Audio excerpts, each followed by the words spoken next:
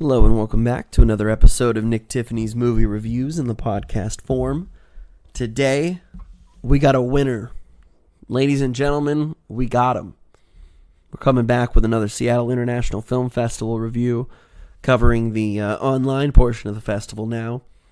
And today we're talking about The Last Exit, aka Little Bone Lodge. Because every time I go online to try to find something about The Last Exit, I'm told, nope, the movie's called Little Bone Lodge. So this must be one of those UK, US type deals where, we probably got the first draft name. But I believe the official will be Little Bone Lodge, which certainly lends itself better, I think, as far as this story goes. This is a movie directed by Matthias Hohn, who, 8-10 years ago, something like that, I think I saw his movie Cockneys vs. Zombies at the Seattle Film Festival.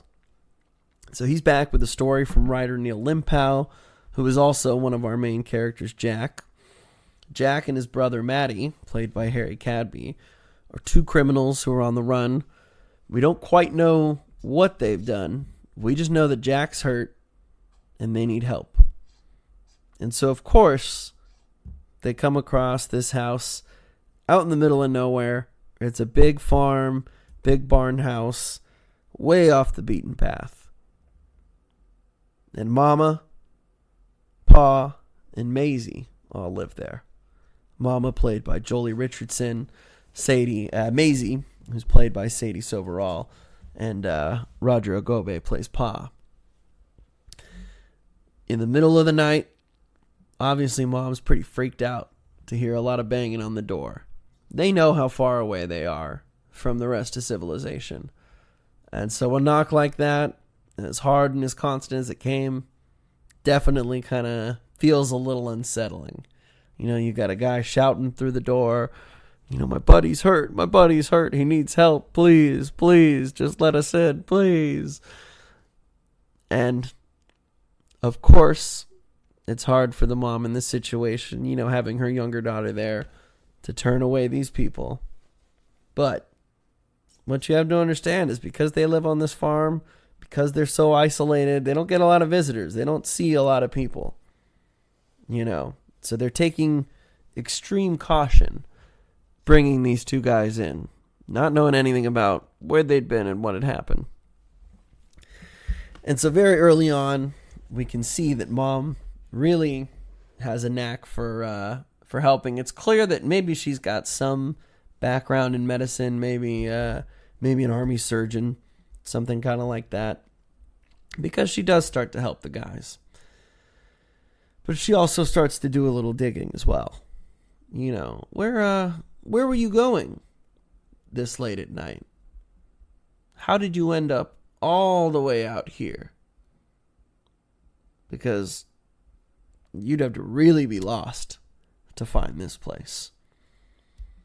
And God, I don't want to talk too much more about the plot, because all you need to know is that these guys need to get out of this house. They need a lot of stuff to get done. They're bad guys, and I'm sure they're thinking, we got this in the bag. We can handle Ma, Pa, and the daughter.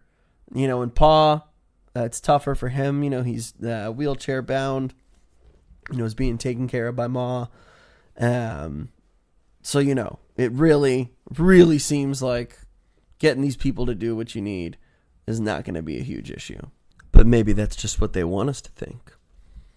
Little Bone Lodge definitely earns its R rating. There are many, many moments that I really did not expect. There were certain graphic scenes that I just totally caught me off guard. But really, really enhanced the story. And it just builds so many layers to something that I really knew nothing about going into this.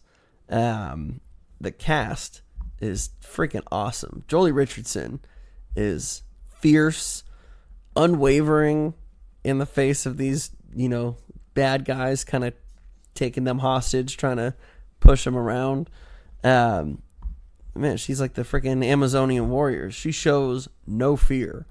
And so it's really interesting watching, there's some really good comedy, light comedy, not a lot, kind of weaved in through this though, because moments where as the guy with the upper hand feeling like, you should be so intimidated by me. You're going to do everything I frickin' say or I'm going to hurt you.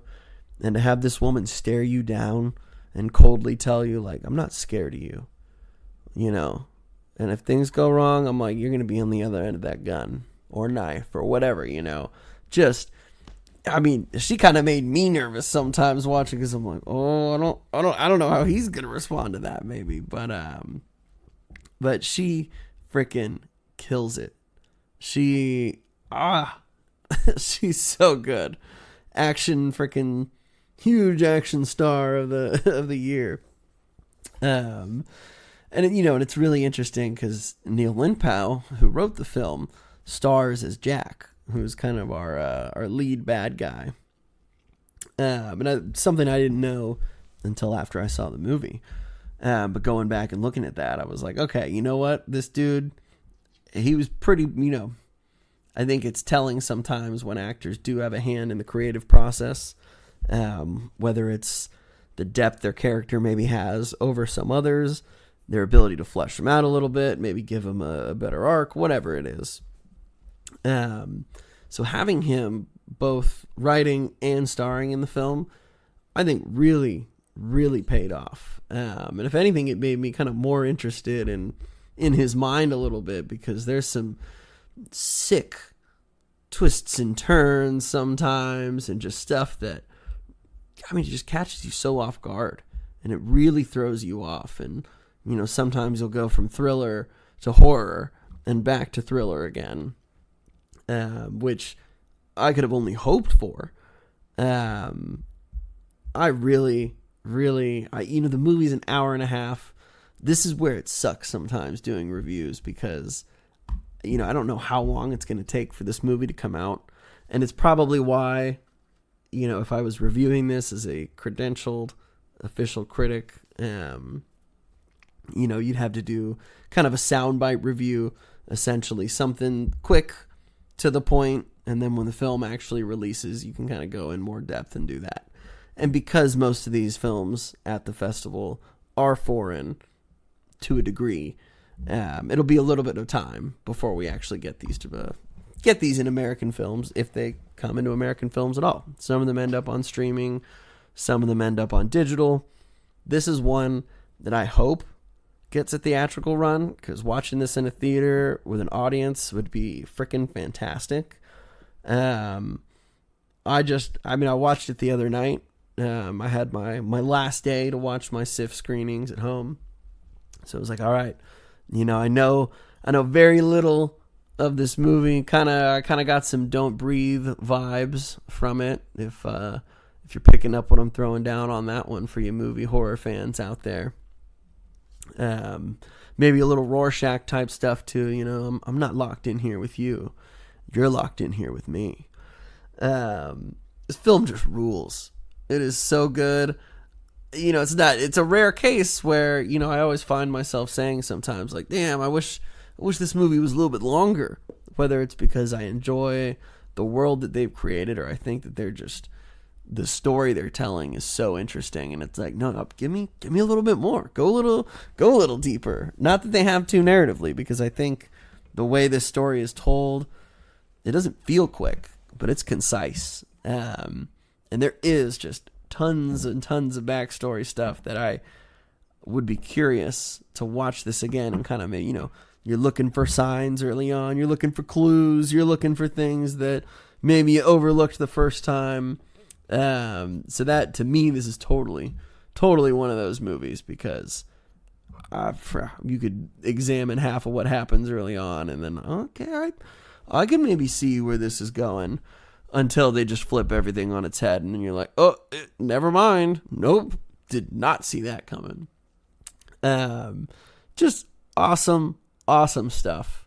Little Bone Lodge is, it's easily up there as one of my favorite things that I've seen this year so far. I hope we get it released. I'm going to be pushing and championing this film as best and as often as I can, because I just think it's that great. I think it is fun, inventive. It tells parts of some similar stories that we've seen before, but just does it in such a good way.